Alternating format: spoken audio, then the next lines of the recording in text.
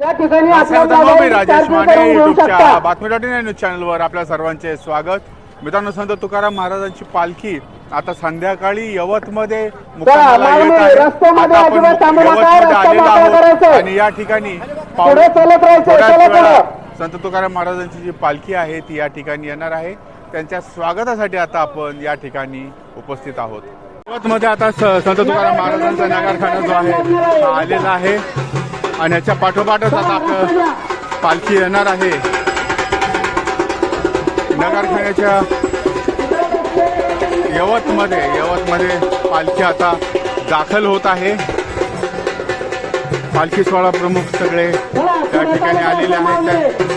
नगरखान्याच्या मागं अश्व आहेत. पालखी रथाची जागा खाली करायची.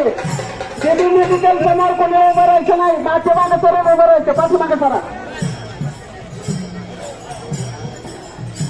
अश्व आलेले त्या ठिकाणी आणि अश्वांच्या माग पताकाधारी सगळेजण या ठिकाणी आहेत.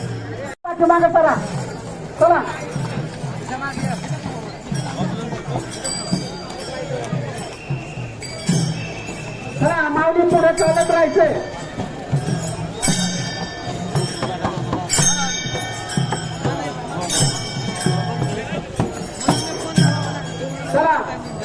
पताकावाल्यांना आतमध्ये जाऊ द्या. पालखी सोहळा पाठीमागे येत आहे.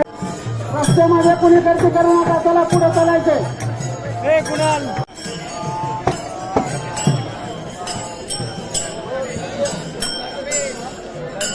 चला पाठीमागे चला.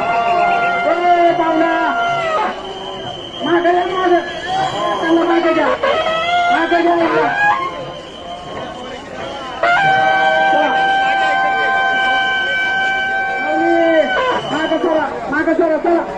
आगमन झालेलं आहे. मंदिरासमोर गर्दी करू नका. त्या ठिकाणी संत तुकाराम महाराजांचा पालखी रथ जो आहे आलेला आहे. आपण त्याचं दर्शन घेतो. यवतमध्ये पालखी रथ आलेला आहे आणि पालखी आलेली आहे.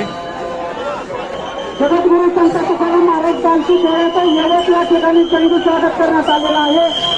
पालखी रथाच्या